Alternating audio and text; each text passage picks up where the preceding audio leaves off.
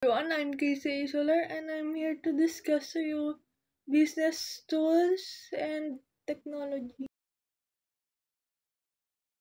Strategic use of BTT.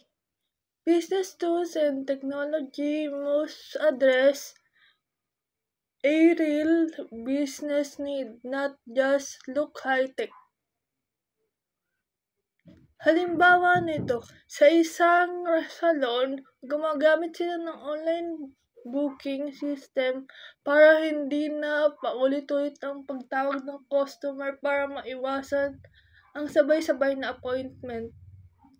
Ang fast food chain ay may goal sila na maservisyohan ng customer sa loob ng 3 minutes.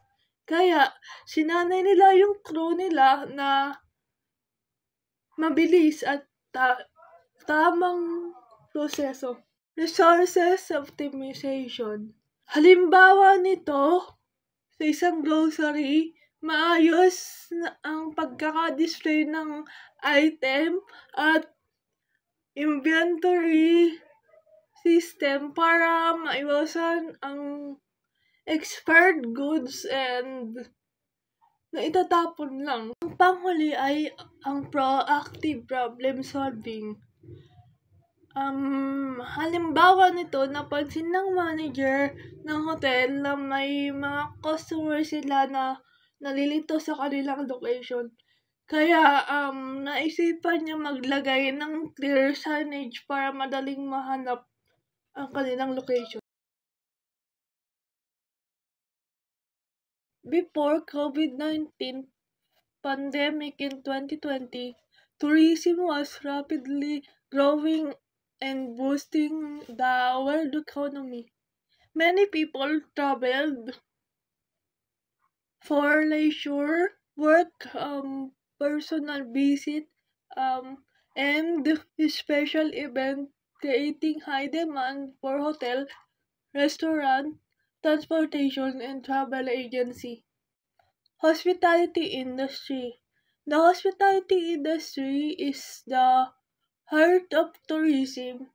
It focuses on taking care of guests and giving them comfort and enjoyment. It has two major sectors: food service, restaurant, fast food chain, catering service. The lodging industry, hotel, resort, motel. Types of customer, residents, and visits. People who lives in the area and people who travel. Next is train employee for quality service. Customer service workshop para mas polite at hospitable ang staff. Management resource wisely. Automatic lights sa hotel para mas makatipid. Adapt service based on customer needs and culture. Vegetarian option para sa mga Indian tourists. This chapter explore how business tools and technology help hotels and restaurant work efficiency, serve customers better, and achieve business goal. It highlights the evolution from old analog service to modern digital system. Analog tools or mas kilala sa traditional na paraan.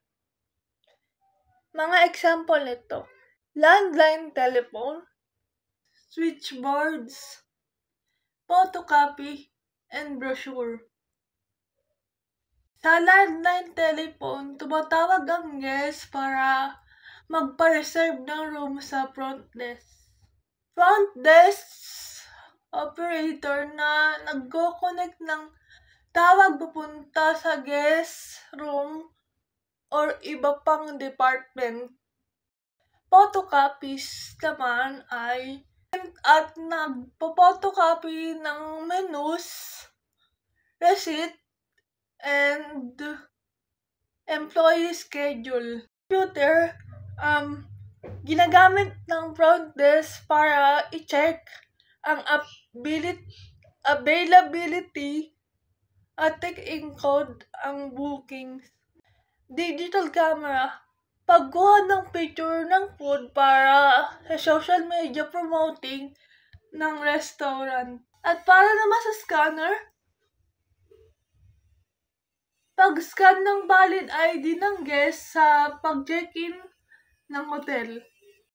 Sa restaurant, ang waiter ay gumagamit ng handheld tablet. Diretso ito sa kitchen screen, kaya mabilis ma-prepare ang pagkain na walang papel-papel. Next is ang front desk system ng hotel ay automatic na nagre-record ng guest information, payment details, at room availability para maiwasan ang double booking.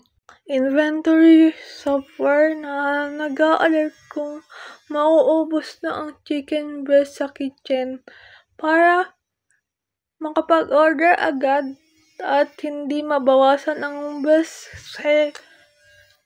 bestseller dish. Accounting software na automatic na gumagawa ng daily sales report, kaya hindi na mano-manong nagbibilang. May bagong POS system pero hindi pa gamay ng cashier ang paggamit nito. Mabagal ang pagkuha ng orders at magagat pa ang mga customer. Can be expensive. Bumili ang hotel ng update software pero kailangan pa ng subscription at maintenance fee bawat buwan. And that's all. Thank you, and thank you, sir.